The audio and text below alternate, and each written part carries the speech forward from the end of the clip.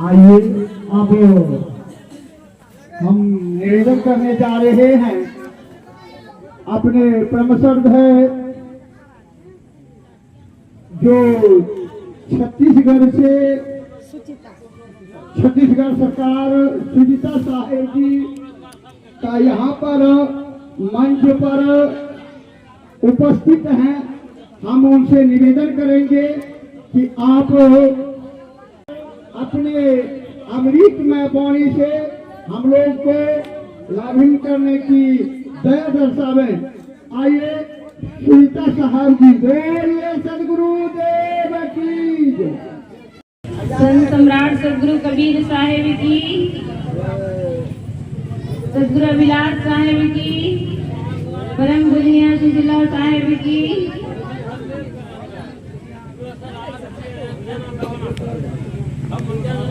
कबीर नामं परमं पुनीतं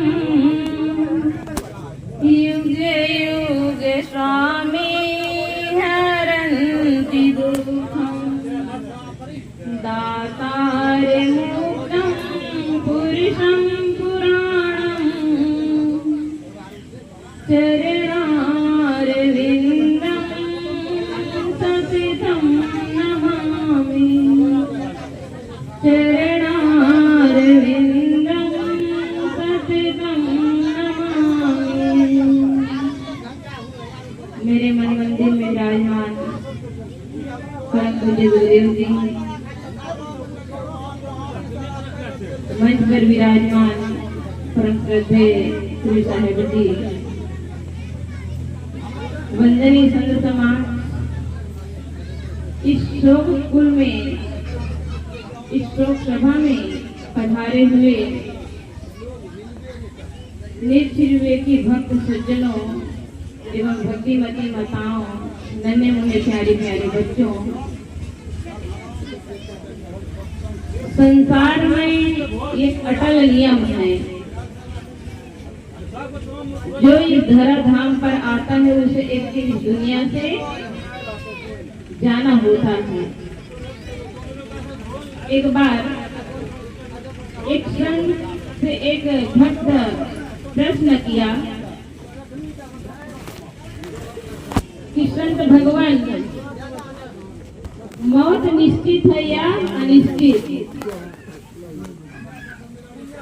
संत भक्त ने जब प्रश्न किया तो संत ने कहा, मौत निश्चित भी है और अनिश्चित भी है। भक्त के मन में ये बात ठीक नहीं लगी।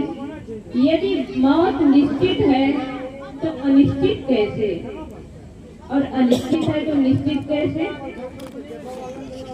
तो संत समझाते हैं, मौत इसलिए निश्चित है कि जो भी इस दुनिया में आए हैं उन सबको पता है, चाहे वो बच्चे हो या बूढ़े, चाहे गरीब हो या अमीर, हर किसी को पता है कि एक दिन मौत होना ही निश्चित है।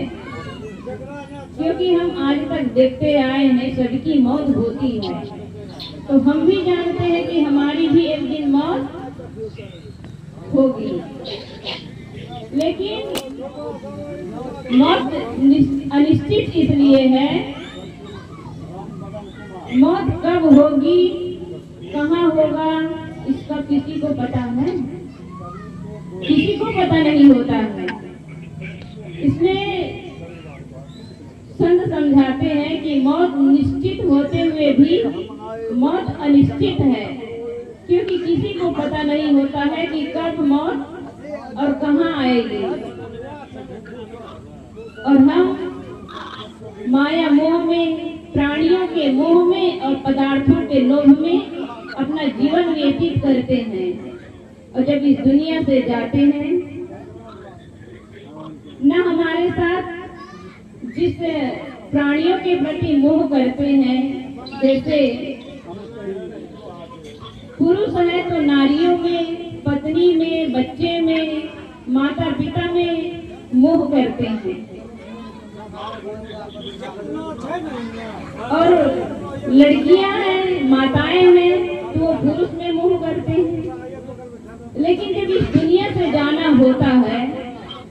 क्या कोई अपने परिवार को लेकर जाता है?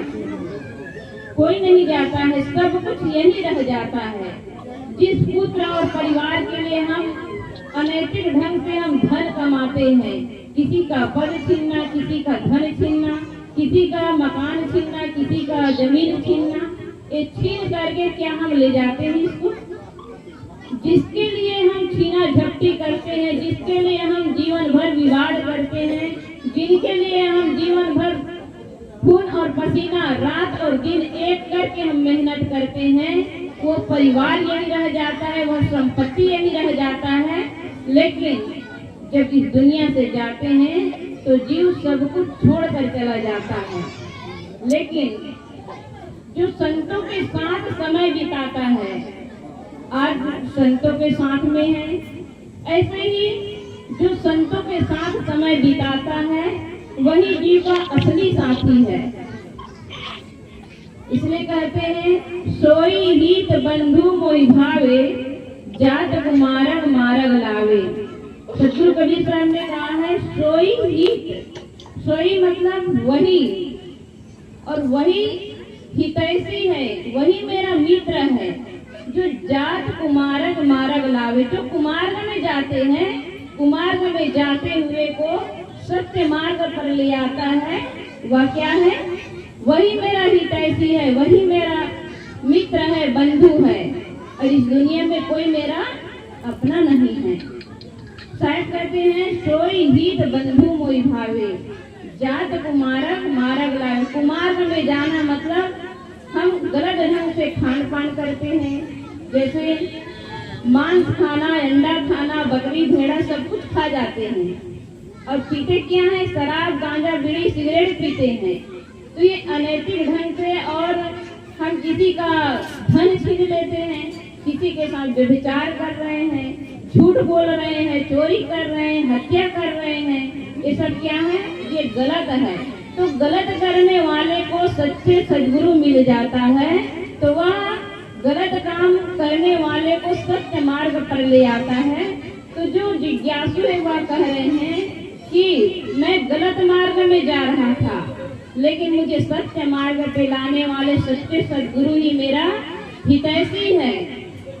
इसलिए कहे कि वही मेरे कल्याण के अधिकारी हैं, जिन्होंने मुझे सत्य मार्ग का रास्ता दिखा दिया। सो सयान मार्ग रह जाई, करे खोज कभू न भुलाई।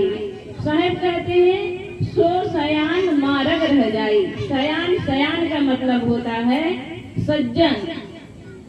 सो सयान मार्ग रह जाई, सत्य मार्ग को बताते हैं सद्गुरु। लेकिन जो जिज्ञासु है, जो भक्त है, जो सज्जन है, वह सत्य मार्ग को अपना लेता है और अपना करके उस सत्य मार्ग पर चलता है।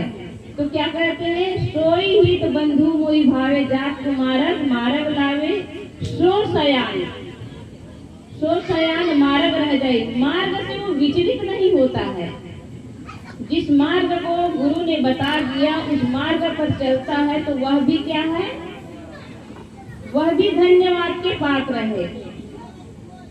करे खोज कभू न भुलाई। शायद कहते हैं जिन्होंने खोज करके इस संसार में जड़ और चेतन दो चीज है। जड़ है जिसमें जानने की शक्ति नहीं होती, और चेतन कहते हैं आत्मा को, जिसके द्वारा ही हम इस संसार के सारे चीज को जान रहे हैं। तो ये चेतन कौन है? वह आत्मा है जो सबके भीतर विराजमान है। वह जो आत्मा सबके घट घट में, चाहे वो कोई भी सांप, बिच्छू, जो भी है प्राणी, वो सबके घट घट में विराजमान है। लेकिन वो किसी पत्थर में विराजमान नहीं है। लेकिन हम क्या करते हैं? घट घट में ना ढूंढ करके कण कण में ढूंढते हैं। कण कण में भगवान नहीं है, घट घट में भगवान है। उस भगवान को माने, और आज जिसके नाम से हम यहाँ पर इकट्ठा हुए हैं, उसके आत्मा को हम सब की ओर से, उनके आत्मा को शांति प्रदान हो। ये हम अपनी ओर से बोल रहे हैं, लेकिन मेरे बोलने से या सबके बोलने से उसको शांति नहीं मिल सकती है। शांति कैसे मिलेगी? हमारे कर्मों के द्वारा शांति मिलता है। और उनके जो बाल बच्चे हैं उनके नाम से चाहे कितना भी दान कर दे, हवन करे, तर्पण करे, उस मृत आत्मा को नहीं मिलता है। इसलिए जीते जी आप जो भी कर्म करेंगे वो फल आपको ही मिलेगा, दूसरे को नहीं मिल सकता है। इसलिए हम अपने कर्मों को सुधारें और अधिक न कहते हुए मैं अपने वाणी को यहीं पर विराम देती हूँ। बोलिए सदगुरु कबीर साहेब की, संत सम्राट सदगुरु कबीर साहेब की, साहेब बंदगी साहेब। बोलिए सदगुरु देव की जय। बहुत अच्छे सीता दीदी जी बहुत अच्छे समय से अपने बारे में विराम दे दिया। 1 मिनट छोड़कर ही ये धन्यवाद हैं जो साहेब समय को समझते हुए अपने बारे में विराम दिया है।